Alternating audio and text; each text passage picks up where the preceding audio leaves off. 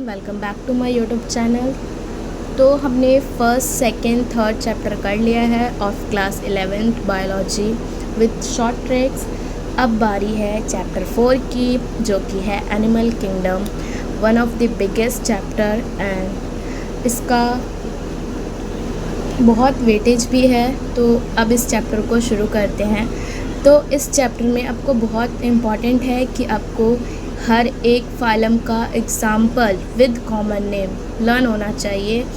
तो चलो शुरू करते हैं। मैं आपको बताऊंगी कैसे आप लर्न कर सकते हैं, कैसे ट्रिक्स की हेल्प से, और जो याद रखने में आसानी हो उस तरीके से। तो स्टार्ट करते हैं। सबसे पहले बेसिस ऑफ क्लासिफिकेशन। तो इसका फर्स्ट पार्ट आता है level of organisation. Level of organisation में हमारा सबसे पहला होता है सेलुलर लेवल। तो cellular level first phylum show करता है, that is sponges phylum Porifera.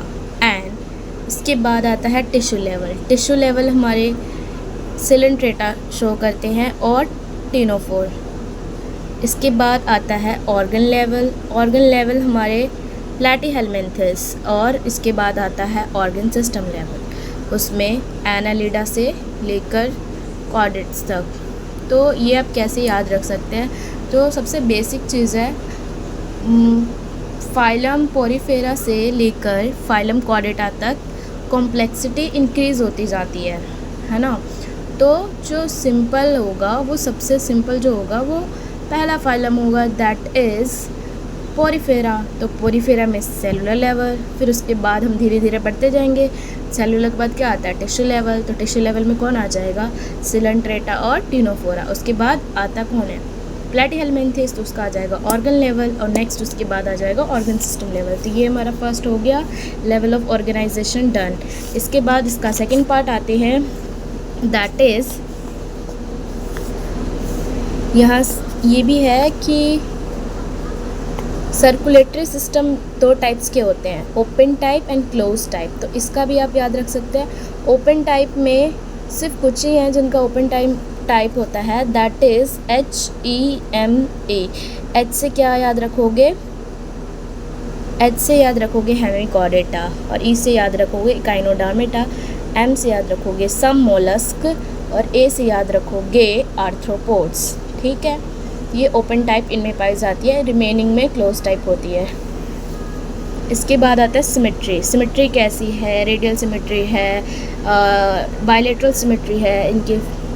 ये रेडियल सिमेट्री कि कोई सा भी कहीं से भी कट करे तो रेडियल सिमेट्री हमें दो सेम जैसे पार्ट हमें मिल जाए।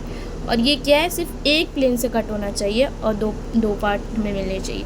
तो रेडियल सिमेट्री में आता है फाइलम सिलेंट्रेटा और टिनोफोरा और इकाइनोडर्मेटा के अडल्ट्स। ठीक है, और बाकी सारे बायलैटरल होते हैं, और पोरीफेरा में कोई भी सिमेट्री प्रेजेंट नहीं होती है। इसका एक एक्सेप्शन है, उस एक्सेप्शन का नाम है साइकोन, दैट इज साइफा। ठीक है, इसमें रेडियल सिमेट्री पाई जाती है। नेक्स्ट आते हैं डिप्लोब्लास्टिक एंड ट्रिप्लोब्लास्टिक पे। डिप्लोब्लास्टिक में हमारी दो फाइलम हैं, दैट है सिलेंट्रेटा एंड टिनोफेरा। एक बात और बता दूं, सिलेंट्रेटा और टिनोफेरा भाई भाई की तरह है, मतलब उनके बहुत सारे फीचर्स सेम रहेंगे। और उसके बाद आता है ट्रिप्लोब्लास्टिक। तो प्लैटीहेलमिन्थस से लेकर कॉर्डेट तक हमारे ट्रिप्लोब्लास्टिक है, इस चीज़ को याद रख सकते हैं। और पोरीफेरा में कोई भी डिप्लोब्लास्टिक नहीं है, टिप्लोब्लास्टिक नहीं है, क्योंकि उनमें मेसोगेलिया प्रेजेंट होता है, टिश्यू लेवल नहीं है उनके, इसलिए। अब नेक्स्ट आते हैं, मतलब ये चीज़ें ट्रिप्लोब्लास्टिक डिप्लोब्लास्टिक इस पे बेसिस है, एक्टोडर्म मेसोडर्म। अब आते हैं सिलोम की बारी। सिलोम में भी 3 टाइप्स के हैं। एक है ट्रूसिलोम, स्यूडोसिलोम, ये है एसिलोमेट, मतलब कोई भी खाली जगह इसके पास नहीं है इनकी बॉडी कैविटी में। इसके पास है खाली जगह, जो सिलोमेट हो गया। इनके पास पाउचेस की फॉर्म में है। तो इसका एग्जाम्पल कैसे याद रख सकते हैं? इसका एग्जाम्पल यहाँ जो हम पहले एसिलोमेट देखते हैं, तो एसिलोमेट में कौन कौन आ जाएगा? पहला आएगा पोरीफेरा, फिर आएगा सिलेंट्रेटा, फिर आएगा टिनोफेरा और प्लैटीहेलमिन्थस, और उसके बाद आएगा सीडोसिलोमेट। सीडोसिलोमेट में कौन आ जाएगा? एस्केलमिन्थस।